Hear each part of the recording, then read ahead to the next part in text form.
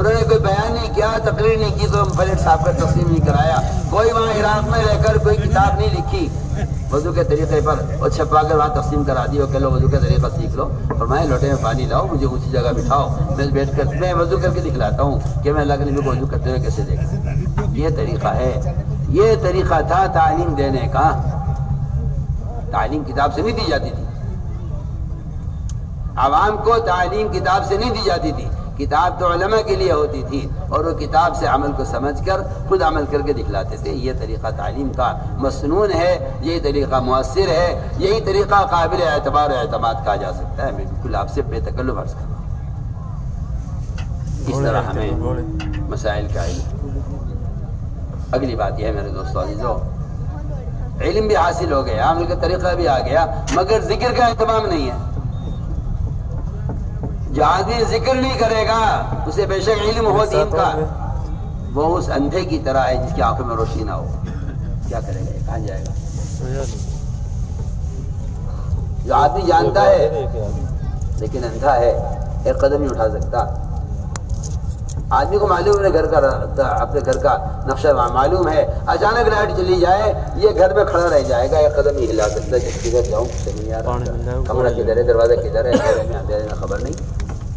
بس میں کہتا ہوں کہ ذکر ایسی روشنی ہے کہ جسے چلنے پہ راستہ نظر آئے گا۔ اگر راستہ نظر نہیں آتا، آپ کے پیر کے نیچے سانپ ہے یا رسی آپ کو پتہ نہیں ہے، آپ اندھیرے میں سانپ کو پکڑ رہے یا رسی کو پکڑ رہے آپ کو پتہ نہیں، آپ کس خطرے میں آپ ہاتھ ڈال دیں اندھیرے میں۔ ذکر سے روشنی ملے گی، ذکر سے روشنی ملے گی۔ یہ بات یاد رکھو کہ اللہ کا ذکر اللہ کی جان کے ساتھ کیا جائے، تنہا میں کیا جائے۔ روزانہ طے کرو کہ میں عصر کے بعد باوضو قبلہ رخ ہو کر مسجد میں بیٹھ کر، اس لیے میں نے مسجد کو کہا ہے کہ یہ گھروں کا ماحول اب رہا نہیں ہے ایسا کہ آدمی دھیان سے اللہ کے دھیان سے ذکر کر سکے۔ جی ہاں، تو بے دھیانی ہوتی ہے۔ ہماری اصلاح فرماتے تھے اللہ کے دھیان کے بغیر ذکر کرنا ایسی بے ادبی ہے جس سے دلوں میں سستی غفلت پیدا ہوتی ہے۔ جب ذکر کریں تنہائی میں کریں، زبان کو دل کے تابع کریں، اللہ کے جانے کی پوری کوشش کریں۔ اس طرح ایک دفعہ تیسرے کلمے کی سبحان اللہ، الحمدللہ، لا الہ الا اللہ، اللہ اکبر، ولا حول ولا قوت الا باللہ العلی العظیم۔ ایک دفعہ توشیب کی استغفار کی، تین تسبیح صبح شام جی لگا کر اللہ کی طرف جو پڑھنے کا اہتمام فرمائیں۔ تمام اذکار میں افضل ذکر قرآن کی تلاوت ہے، اس افضل کوئی ذکر نہیں ہے، یہ اللہ کی ذات سے نکل کر آیا۔ سارے کلام اور قرآن کی اس طرح فوقیت ہے جس طرح اللہ تعالیٰ کو ساری مخلوق پر فوقیت ہے، جس طرح اللہ ساری مخلوق سے اعلیٰ ہے اور افضل ہے، اسی طرح اللہ کا کلام سارے کلاموں سے افضل ہے۔ لیکن یہ بات نوٹ کر لینا اور دماغ میں آج بٹھا لینا کہ قرآن صرف قرآن میں دیکھ کر پڑھنا ہے۔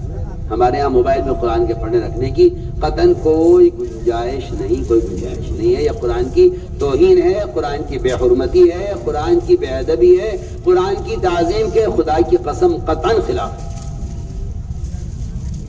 ہمارے کی قطعاً کوئی گنجائش نہیں۔ سوچیے، آپ سوچیے، بجائے اس کے کہ آپ جائے ناجائز کی بحث میں پڑھیں، آپ اپنے دل سے پوچھیے، صاف حدیث ہے، اپنے دل سے فتویٰ لے، چاہے باہر کے مفتی کچھ فتویٰ دیتے ہو، اپنے دل سے فتویٰ لے۔ کیا خیال ہے آپ نے ماں باپ کی تصویر لگا سکتے ہیں قرآن میں؟ ماں باپ کی تصویر قرآن میں لگا سکتے ہیں؟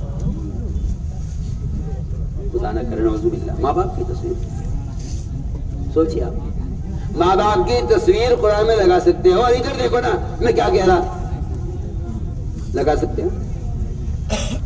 کوئی دکھا دے مجھے قرآن دنیا میں کہ جی فلاں آدمی نے اپنے ماں باپ کی تصویر، باپ کا ادب میں احترام میں، ایک ادھر کے جو ہے جن پر ماں باپ کی تصویر، ادھر ماں کی تصویر قرآن میں لگا رکھی ہوگی، نہیں آپ اس کو گناہ کہیں گے۔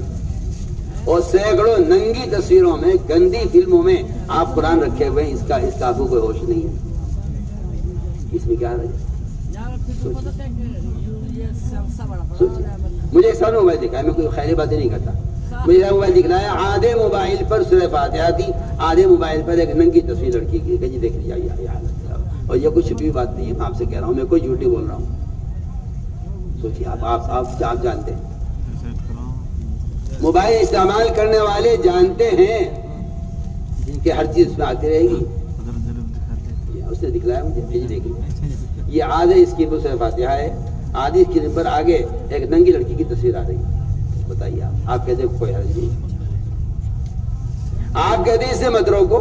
یہ مجھے آپ کی رائے پر مجھے حیرت ہے، آپ کے اجتہاد پر مجھے تعجب ہے.